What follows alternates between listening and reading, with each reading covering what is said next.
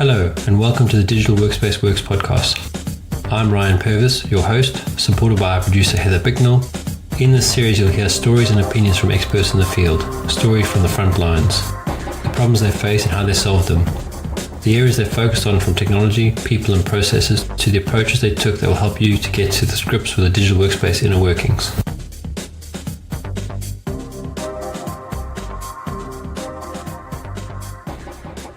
So welcome, Richard, to the Digital Workspace Works Podcast. Do you want to give everyone an introduction to who you are and what you do? Of course. Thank you, Ryan. I appreciate being here with you and your audience. My name is Richard Blank. I'm the CEO of Costa Rica's call center.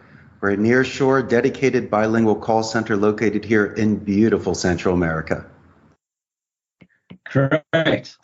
And people won't be able to see this, but you've got some fantastic looking machines behind you. Do you want to talk a little bit about that before we get into the fun stuff? No, I always believe in dessert first, and my favorite class was recess, so I wanted to combine the two. I got a candy machine and I got a jukebox. She's a beautiful 1961 Ricola Regis. One man's trash is another man's treasure, Ryan, so I go treasure hunting down here. I'm willing to drive a couple hours with a truck and a few $100s, and so I collect pinball machines, retro arcade machines, jukeboxes, and so I've created my environment where there's a game room. People can let off steam, recharge batteries. I've seen people smooth them by the Pac-Man machine. So it's created a wonderful company culture to reduce attrition and really boost morale.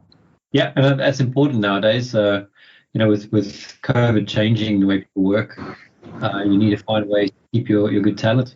So tell us a bit about how you operate and how it's worked out for you.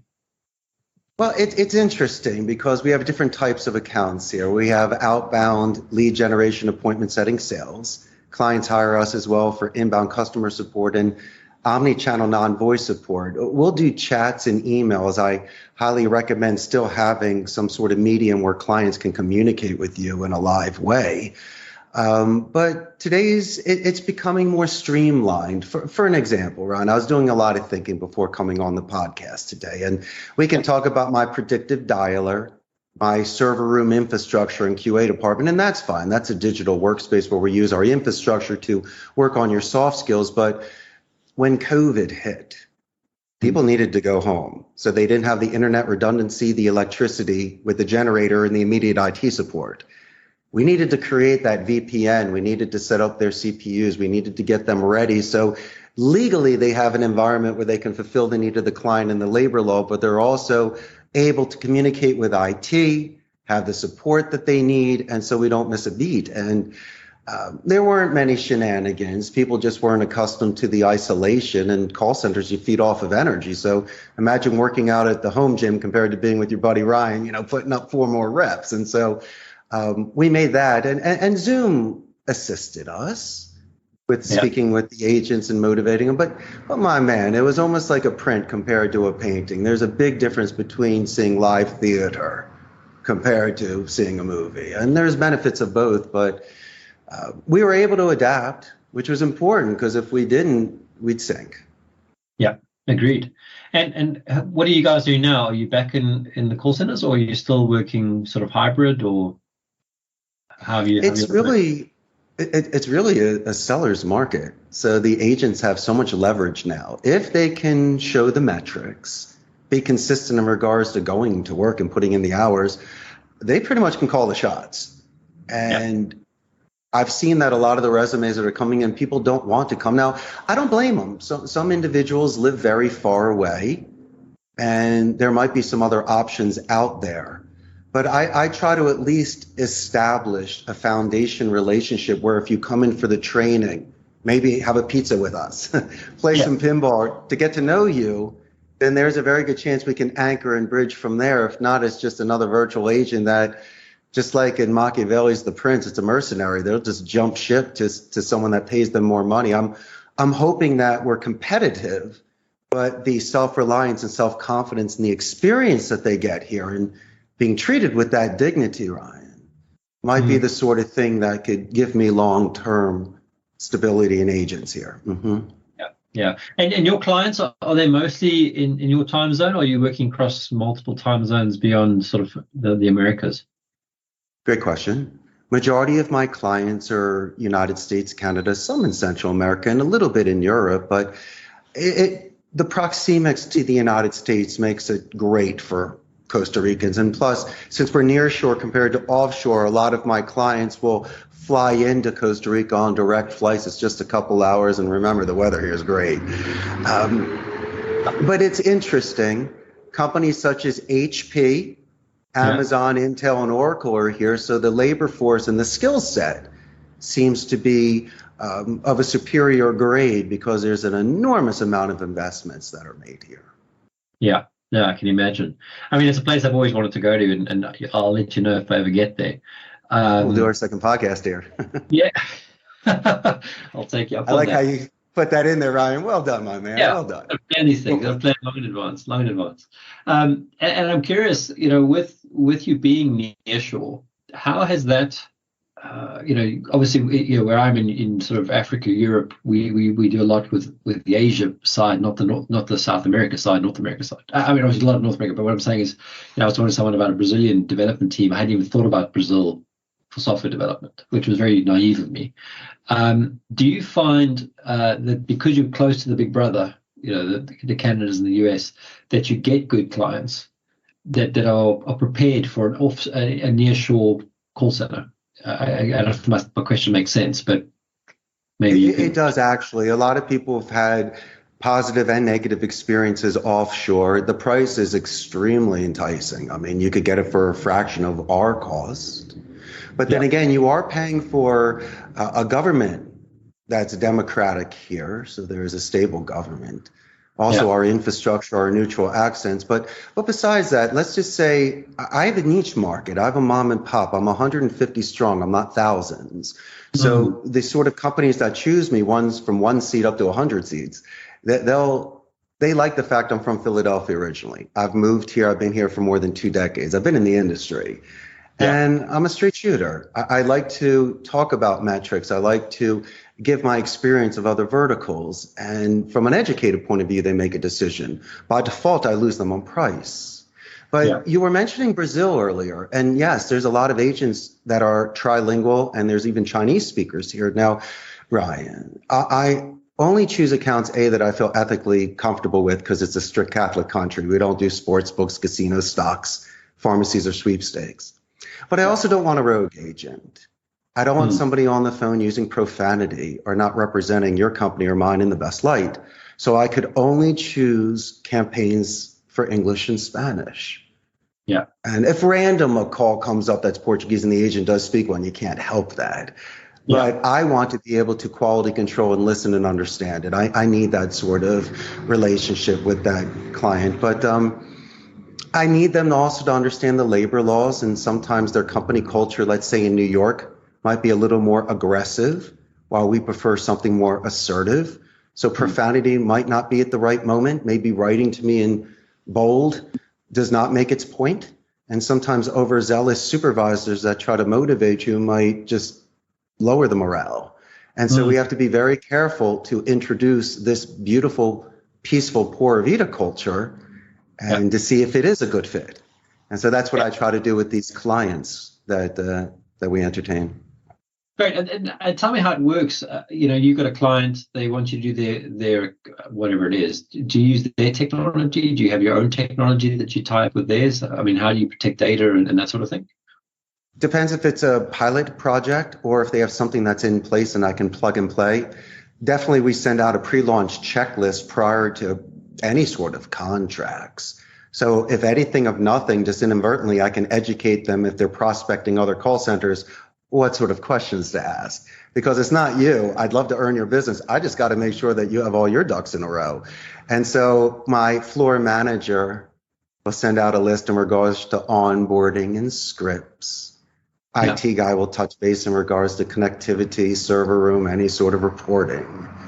And that's when we can see if you've oversold yourself and you're being forthright with me. Because you can't even come up with any sort of script, list, metrics, or anything, recordings, then we know where we need to begin. And it's okay if another call center was giving you certain numbers, but it just didn't back up. And so what I try to do is to give them stability. And I like to show them the sort of structure we have so they can gauge performance. We can make adjustments, the list, the script. And so it's really me asking certain questions and explaining why. And so I love consulting. And if you think I'm giving out a secret sauce, have them duplicate what I do. I mean, if you want to go for it, Godspeed. I'll be the first one to assist you. Why would you sell your soul and do this? I had no idea what I was getting myself into, but I did it. But anyway, making my point. I think that some people have certain expectations, and I'd like to walk them backwards on what's the average talk time? What's the average wrap up time? What sort of notes are being put in? Can we streamline this with drop downs? Can I cut and paste? Are there any sort of ways that I can, as I say, mentioning using this predictive dialer, so I can have pretty much a contact ratio of 100% and not waste time click to dial or manual dialing? That just kills any sort of rhythm or campaign.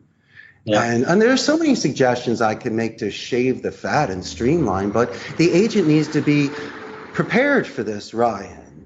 Besides being bold, you need the endurance and your head to be prepared to make and receive 8 hours worth of phone calls a day, 160 hours a month. It's not for the faint of heart. It's almost like Arnold Schwarzenegger and Conan the Barbarian, the Wheel of Pain. But if you can do it, and bring in that energy and learn how to work with rebuttals and give positive escalations, show attentive listening and great note-taking, using the military alphabet, really taking good meeting minutes, and doing your due diligence prior to a phone call with a LinkedIn profile or a website just to pull out some goodies, then by all means, you should be strong and a warrior. And it's a craft. And as long as somebody is prepared that way, Ryan, then what happens when your technology turns off or you don't have a Wi-Fi connection or your computer just gets water or coffee spilled on it? Do you still have game?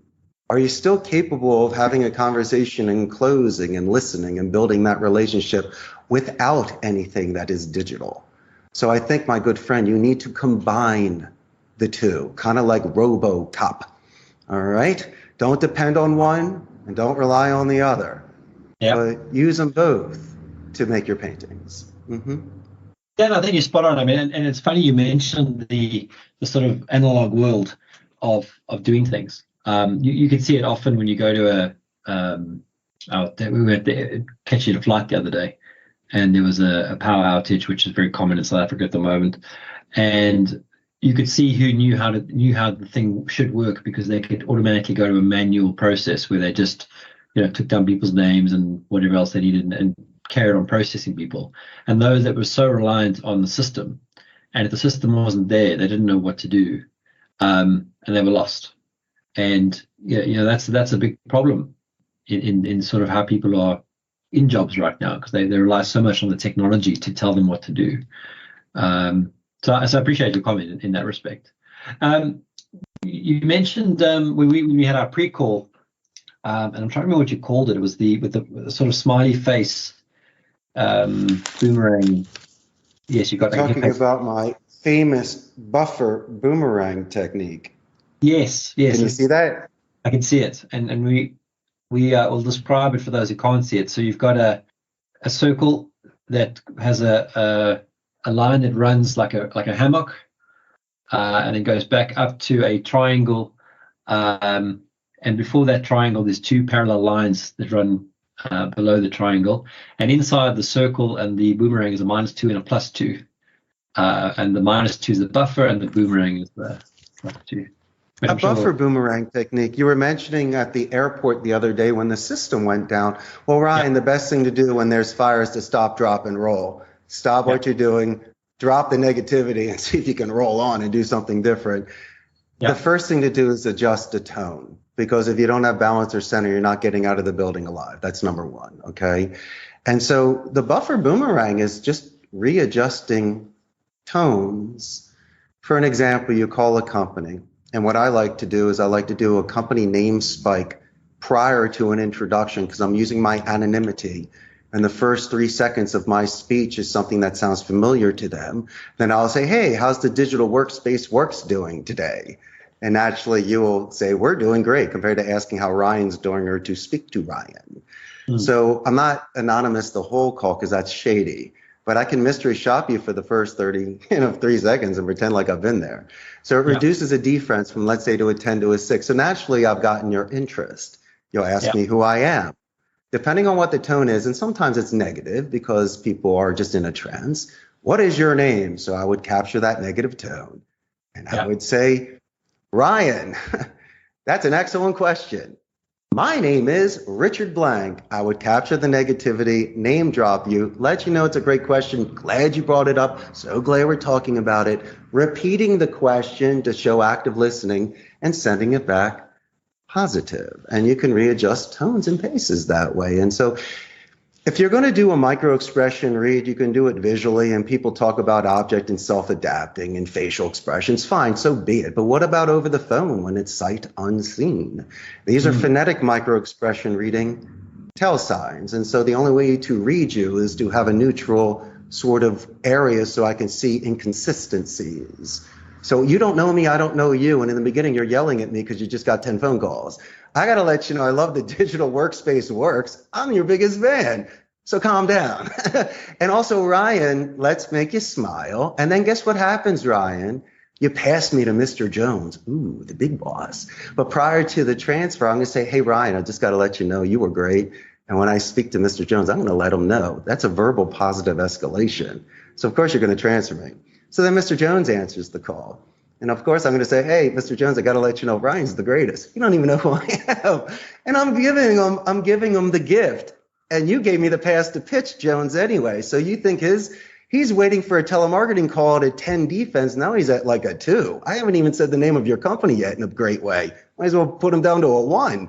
So I could double gun him. Ryan's great. And how's the Digital Workspace Works doing today? You have to give me 30 seconds. It's mine to lose. So naturally, you're going to ask me a buffer boomerang question. Once again, who are you? Mr. Jones, so glad that you asked. My name is Richard Blank. Well, Richard Blank, you got 5 minutes. What you got going? And what I love to do is I love to give my explanations kind of like a dessert tray or an equalizer, where each one gets its own little thing, and you pause in between for positive or negative reinforcements. But don't go too fast, because that's desert pitching with no oasis. Someone needs to breathe and drink. And so I wait, and then I go from horizontal to vertical. We take our time. We've got 6 more to talk about. But if you like this, Ryan, why don't we just start stacking open-ended questions where you just keep telling me things, and then we move on to the next one. And then at the end, let's say you didn't like any of them, and I was 0 for 10 because I gave all my desserts and you didn't want. We are at least saying, hey, Ryan, I'm sure you like at least one. At least you got to rake it once. Sure, I like number 3. And then you start from there. And so there's ways to give insurance policies.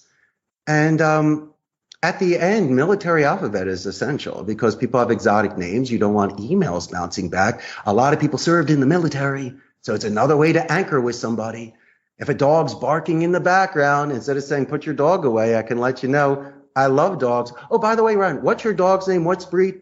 And how old's your puppy? He's 16. Of course it's a puppy. And so I can anchor with you, my man. That's another 5 minutes.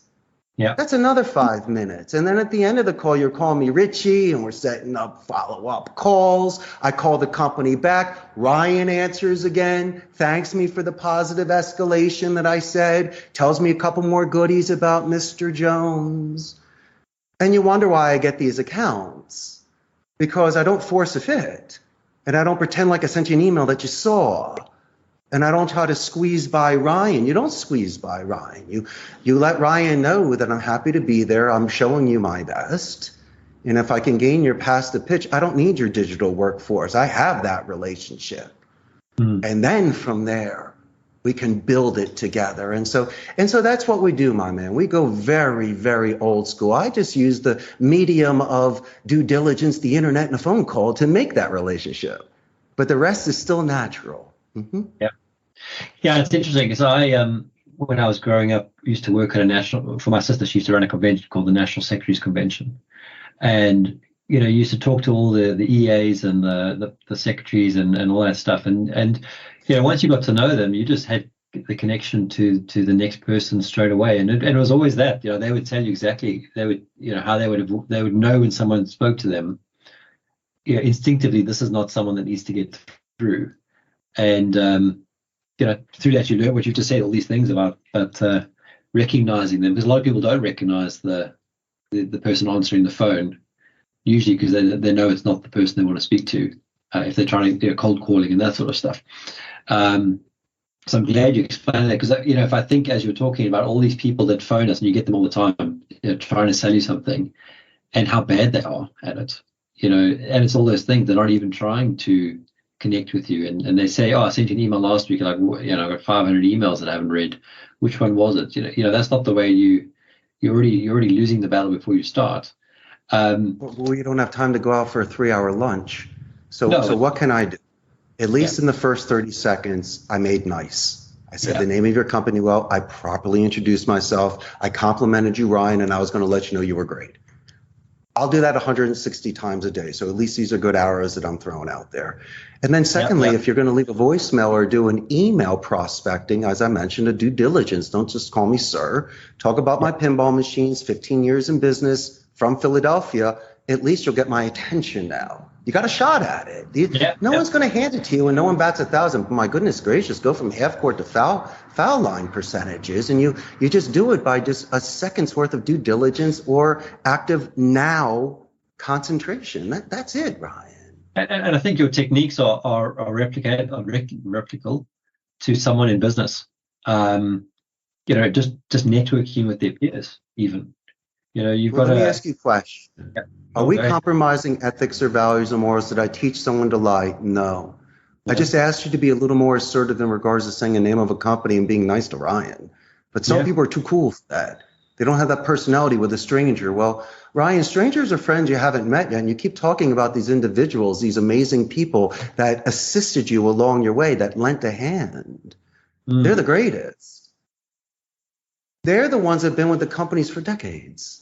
Yeah, and it's like undercover boss. You treat them like gold, because at the end of the day, they're the ones that are having coffee with the boss talking about the day and how they got 99 mean people, but Ryan was like the nicest person on the phone ever. Yeah, but he's a little more expensive, or his company's a little smaller, or he's in Costa Rica. Yeah, but let me ask you a question, big boss. When was the last time you gave me a compliment? When was the last time you looked at your website and spoke about your loading docks? I want the marathon runner. I don't want the university professor. I want someone that shows a little bit different. Yeah, I really do. I want the maverick, because I think this individual is really going to fight for it. Kind of like the people I hire, Ryan. I'll take a 10-year veteran, or I'll take a kid that's bilingual with structured, discipline, cognitive skills, but no bad habits. Where in his early 20s, I can mold him like a squire to a knight. I can teach them these skills compared to debriefing them and getting rid of bad habits, or possibly being a jumper or a cancer. And so each person should be judged individually for their core strengths. Not saying there's nothing wrong with your podcast. It's wickedly cool, man. That's why I reached out to you. But I'm also letting people know that you have an essence prior to anything that's technical or digital. And I really look besides that. I want you to give me a coming of age moment. I really want to see what sort of vigor and backbone you have. Because on rainy Wednesdays, your technology will not save you. That's all. And I think it leads us very nicely into a question I was going to ask you. So obviously, the world is abuzz with the ChatGPT platform and what it can do, and version 4 is coming out now, and it can do so many things. And I think what you're talking about is the human element that no AI is going to be able to replicate, which is finding a connection with another human. Is that something you're seeing or worrying about, or being told to be worried about, or I don't know what the adjective is? I always see pros and cons to everything. Let's look at the basic AI that we have now, which is an IVR, integrated voice response, where you're pressing a button or giving your options to a bank. It's frustrating, isn't it? You need to repeat. They don't give you the whole menu. Yes or no, Ryan? Don't you usually just press 0 or say, help, I'd like to speak to somebody, please, yes or no? Yeah. I do it. So then Yeah. what happens? Okay, so your AI is not working. You finally get in touch with somebody because they've reduced staff by 80%. So now you got Billy on the phone. You don't think you're going at him guns a-blazing? You don't think this individual is taking so much AI heat? So imagine that sort of live morale of the front line that's getting there. So unless you make it seamless, unless we can work hand in hand with AI just to pass it off to me, almost like somebody putting in an order and then the people make the box, with the little stuff in it. And so, but I still think the human touch needs to be there because AI will never know to talk about the shore cheese fries or American football. They can. But not like you and I were chatting off the air. All I'm doing is checking off boxes and qualifying you. I might ask you questions, but that was program questions, and it's really not authentic or sincere. AI is not spontaneous. They can't do it off the cuff yet. So until you have that sort of immediate spark connection in the moment, AI will never be as competitive as you and I, my friend. You'd rather have lunch with me than a computer, wouldn't you? Oh, exactly. Especially if I'm paying. So, yeah. In Costa Rica on the beach, yeah. No, I think that would be a good place. Yeah. Good call. But, I mean, with and you mentioned it, and I was looking at an article today, I mean, Facebook's taking another 10,000 people off their books, so there's always that do more with less mentality. How do you find, you mentioned looking after your staff and keeping them. How do you find your customers coming to you? Are they looking for an exponential solution from you where you're doing more with less as well? Or, I mean, how do you manage that sort of interaction? Both. I can plug and play an existing organization, offset, and be able to compare numbers, or I can help somebody ramp up that just does not have the infrastructure or the time, or they're just working out of their home. Call centers will always be essential, in my opinion. And as I mentioned before, I love the redundancy, the backup electricity and support. But there's a creative nature to it. I can really look at your script and make suggestions. There's certain word choices I use through a thesaurus that can make it more strategic or diplomatic. AI can print out something for you. And in fact, I've seen the things before where AI makes these paintings and stuff. But I still think humans want the human to do it so we can be proud of ourselves. Even if the skyscraper is not as high, I'd still rather see the rock formation of a human being that makes it. But I don't know. People dip their toe in the waters. A lot of people are concerned about overseas or near shore. They like that sort of control. And I like checkpoints with people.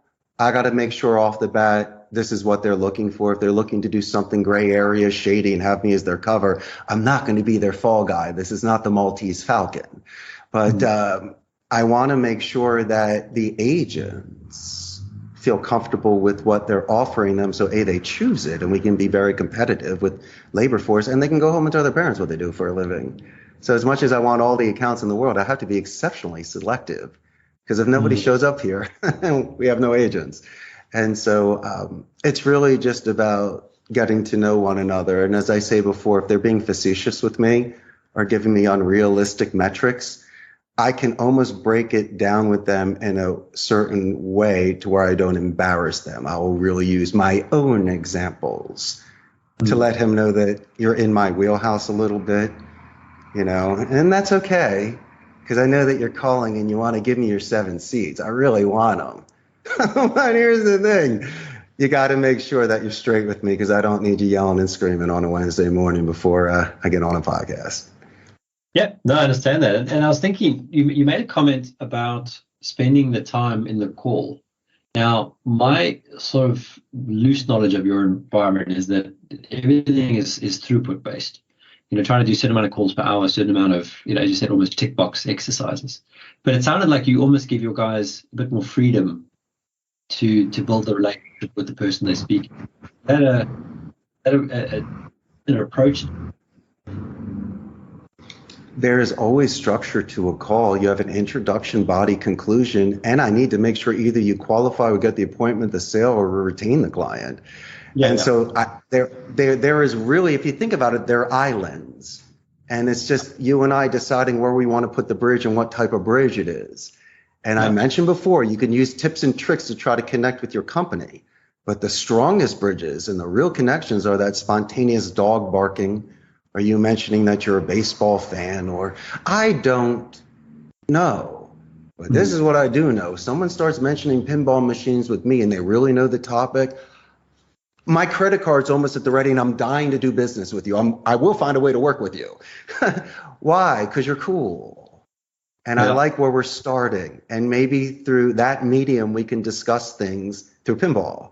And I also judge character during chaos, because if you're yelling, screaming, and demanding at me prior to a contact, I don't know if I want to work with you when times are tough. I mean, I can handle it. I'm a big boy. But I believe that people should leave something on the table, especially being courteous, right? Yeah. And your lack of preparation also shouldn't be my emergency. And so some people are calling to me panicking because their company's lights went off or the call center in India shut down or 5 people quit in their local office and they want to start by Monday. And you need how many people? 10? Do you realize how long that takes? And you want the top closers in the country for a brand new campaign that's going to test me for a month, right? And then I got to interview to get your 10 people. That's got to at least be minimum of 30, minimum. And how long do you think it takes for me to interview? What, 2 minutes? Dude, that's like a half an hour. They ask a lot of questions. They take tests. And that's even prior to you even starting the campaign. So you're looking at least $1,000 worth of an investment of advertisement, HR resources, and interviewing 30 people for a full week prior to you going live. Thanks. So, I mean, I don't want to rush, because if I can't rest at night after putting in a full day, then I'm no good as a fighter the next day. You have to match my pace, because we're in Costa Rica and I can do this. But you're also commissioning me as a painter, and you do not want to take away that natural artistic wu wei sort of flair that I have that has made this work for 15 years. You mentioned tests and that sort of stuff. I mean, how do you do the testing? Is that obviously there'd be an oral piece to it, I would think. Depends, of course, the oral exam. But let's just say you had something where it was a customer support. There are typing tests we take just to make sure you can get enough data entry, customer support, so that's there. Some clients want cognitive tests because they believe that they can gauge somebody's personality, and they've been wrong. In fact, my top supervisor, my floor manager, he had a nickname High Blue because a client called me 11 years ago and screamed at me on the phone, "You can't promote him." Why? He's High Blue. What's High Blue? It means he has no personality. He can't work with people. Well, I got to tell you what, there's 2 types of leaders out there. There's the ones that yell and scream, and they're the ones that are calm and cool, that can land plays and sow hearts. And this individual is a tall, bearded, strong individual. He's your big brother, your uncle, one that will protect you. He's the bear. Why does he need to scream? Through his intelligence and composure and being calm, that's exactly the sort of leader that I need in this environment. And so this client that I had for a very long time influenced me to make one of the worst decisions that thankfully I dodged a bullet and never made. But so to answer your question in regards to tests, why don't we just put your resume aside, and why don't you just talk to me for a minute and stop giving me memorized answers, and stop telling me you want to be promoted to a supervisor before you even made a phone call for a company. If they can expand and literally, Ryan, tell me a story, then you got me. Because I want to see depth. I want to see if you have passion towards something. I want to see if you can make yourself vulnerable in front of me, Ryan. You don't have to disclose something too deep. I'm not prying. But let me see a little bit of your guts. What you got? So I can gauge you. And we usually take it from there, my friend. Yeah, and I think it's such a, telling a story in any space is important, because if you can tell the story, it means you understand what's needed. And you can read the room, read the people. You mentioned micro expressions or something along those lines. And Micro expression reading, yes, tell signs. Yeah, and I think that's something that a lot of people struggled with moving to remote working and being on a camera like we are now. Not being able to pick, because you're not picking up as much as you would in the room if you're sitting across from each other. Body language isn't there, which means you've either got to become more attuned to it, or you turn your camera off and no one sees you. I mean, how do you teach that? I mean, how do you explain to someone what to look for or to sense it? Well, I believe in metaphysics. Image streaming is important. Imagination, descriptions, adjectives. So you need to expand. You're losing your taste, touch, and smell over the phone and over Zoom. Your hearing should be expanded. So that's why, as I mentioned, spontaneous thought and being at the ready. Telling a story is really not just about telling me a story. It's about just to see, as I mentioned, you can grab onto something at the moment. You can anchor. Are you capable to do this? And if I read somebody for the first time, it's a read, but they're nervous. I don't know if they're tapping, clicking, scratching, chewing. Who knows? So that's why I think the greatest form to really read somebody is to close your eyes, even if you're with somebody, and to listen to them phonetically. Okay. It's really the purest form, in my opinion, for tell signs. In fact, Ryan, you're going to love this. I gauge tone, rate, pitch, and duration. Your tone represents your emotion. I recommend to my agents to be confident and empathetic because it reminds people of attorneys, doctors, and a loving parent. But people say you need to do a mirror imaging technique. And yes, there is a technique like that, but you should be mirror imaging their rate of speech and their pitch, how fast and how loud they go. Why? So I can gauge spikes and dips. It's not the semantics. It's not your word choice. And I took out your tone. That's my consistent variable. But I've had people, not to be complacent or bored, be able to do this while they do their job. And after 3 weeks, it becomes habit, where, and this is what we're talking about, is your phonetic micro-expression reading. And it's almost like an XY chart. Yeah. And all you do is just to see in 30-second to 2-minute intervals, Ryan, just how fast you're going. And just for argument's sake, put me at an 88. I'm 8 in regards to speed, 8 in regards to sound, and I'm in quadrant 1. Yeah. I've done this for a period of time. And so it allows my agents, if they're not up to that speed or having that rapport, to then ask a clarification, tie down, or pin down question, transitional question. And so it's helped the novice, and it's also assisted the pro. And in my opinion, I've probably been about 90% accurate on this. Because people are giving tell signs. You said, well, Richard, they're not used to being seen on Zoom and being analyzed so closely in a period of time. And Ryan, that's to our benefit because all they're doing is scratching their face or giving tell signs. I'm even seeing more phonetic tell signs because there's more of a focus group controlled, intense period. And how about this, my man? When you're bilingual, imagine that sort of intense concentration because you are translating in the same period of time. So my agent is even concentrating that much more for bullet shots. Yeah. And so I made it a game because if you can't play or think like a 12-year-old, it's going to lose its stimulation. And poor lo menos, at least I can get them to get something out of these calls because if they're more in the moment and practicing these incredible soft skills and landing shots, they're doing perfect pitches. It's almost like a perfect card player. Now you're playing percentages. You don't bat 1,000, but you'll be rich. You'll be a top performer just on your performance alone. And that's the sort of thing we reinstill with the agents so at least they don't get bored or see it as monotonous. There's a lot of mental preparation, structure preparation, and artistic, phonetic things that we do that allow them to still find enjoyment in this job. And how would you, I mean, we kind of talking around it, but how would you train someone to listen? I mean, you mentioned closing your eyes. But are there other things that they're doing? Are they actually writing on your diagram you had there? Are they actually writing on that diagram to sort of where they think the voice is, and you're helping them with what you hear as well? So there's almost a feedback loop. So they learn. Ways to look at it, because if they're coming in with bad habits and they hear the call, then they're just reinforcing a bad habit or don't know any better. So I've made suggestions of certain artists for people to listen to. You might laugh at it and it's dating me, but I don't care. I enjoyed Basil Rathbone and Jeremy Brett. I thought they were excellent speakers. And I enjoyed Remington Steele and Templeton Peck. I think these were incredible speakers on television. These were wonderful characters. Yeah. And I let them listen to old-time radio. I listened to Queen's English, to the BBC, so they can really listen to delivery, articulation, pausing. Yeah. And so from there, when they listen to their own calls, because self-improvement is from self-analysis, that's their own sound mirror. They'll know now because they're listening to the pros.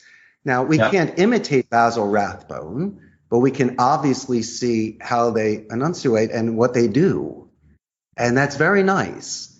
And so from there, they're able to build upon those skills. And since English is their second language, we really focus on dictionaries and thesaurus so they can expand vocabulary, because one word, you could exhaust it or it might not be appropriate. And so if they're calling in regards to a certain industry, we would really focus on transitional words, and building upon that sort of reinforcement vocabulary, just to make nice. Instead of saying help, it's guide, assist, lend a hand. Instead of saying excuse me, it's for my clarification or for my edification. We make things at your convenience, and we make appointments tentative. So we lock you in. We just don't lock you in too much so you say yes or no. We give wiggle, and we follow up. And those percentages hit. Tentative turns into locked in if they want, but tentative still gives me 50% to call you back. And if not, then we can lock in a second date. So I've been able to recover second or third touches that way. Why do we do this? So they have a general structure. So they have a plan every day. So they're not lying on the phone to get the appointment. Yeah. And as long as they can master these steps, by all means, you have your 10 steps, now you're a master. And you've gone to that level. And then the next thing we only work on is just how you dress and vocabulary, and that's it. And I mean, with your calls, I mean, are they going towards video now, or is it still mostly voice? So it's mostly voice, yeah. And I mean, but we do our meetings in video, yes, and but it's mostly voice. But the reason why I'm asking that question is you said how they dress. So are you guys dressing up so that they are? No, and in fact, I was kind of making a joke because I'm wearing a suit. But I have seen. Yeah. I've seen shedding skin. Yeah. I've seen people once they got their first bonus or they were the top producer, or they spent a year with me. They look a little different. They're a little bit taller. Yeah. Right? Maybe physiologically, I don't see McDonald's 5 days a week. Now I start seeing food that gives them muscle because now they're going to the gym. I'm like, what is going on here? And they go, well, Richard, this job recharged my batteries and made me enough money so then I can conquer the things outside of the office, which then affected my work performance here. Yeah. So when I say dress better, you don't need to dress like me. I just want you to love you.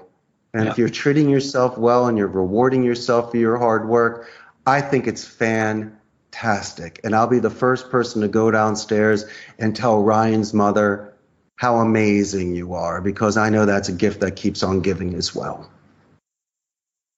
Yeah, I think it's an important point that if people are not necessarily healthy, but it's a cycle. It's not just about working all the time. It's about having the balance and it sounds to me like your teams, your people, you're constantly helping them to rise a level, and the higher they go, the more they push you up as well. Is that a fair assessment? Yeah. Well, this is a huge burnout industry. In fact, in the United States, people see telemarketers through Hollywood glamification, Wolf of Wall Street, Boiler Room, Prime Gig, Glengarry Glen Ross, but it's transitional. People look down upon it, while in Costa Rica, it pays more than most vocations. And so it can be a strain, and people do burn out, but I thrived because I love the art of speech. I mean, you get hung up upon, that's part of the game. And if you can have a romantic death, where before you hang up on me, I said, the Digital Workspace Works, how you doing today? Ryan, you sound great. My name is Richard Blank. Click. Oh, that's just Shakespearean death. I'm a tarot card fool walking off the cliff with the sun on my back. Oh, why not? And if you can jump clouds 120 times a day, I guarantee you're going to land a few too. And so as long as you don't lose that sort of passion, as long as we keep this buggy whip alive still before AI kicks in, and people can still feed off of that energy. And as we say in Spanish, locator, portavoz, these are speakers. Who spoke for Caesar? Who speaks for the kings? They have power. They're bridges, they're mediums. And as long as we still have this beautiful art of speech and we connect with people and we slow down for a second, as I say before, you'll have the longest term clients that will give you referrals.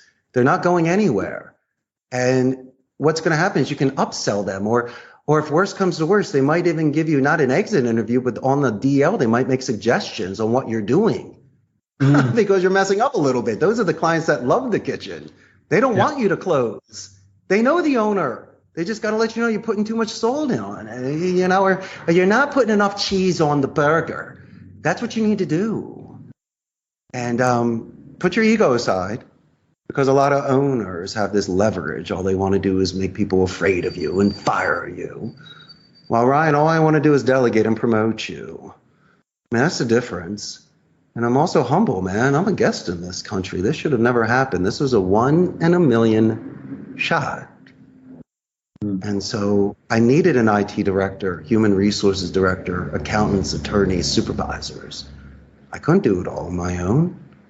I mean, I'm here with you today and I can tell tall tales and stories, but the reality is I needed a force down here and I was not on a home court advantage.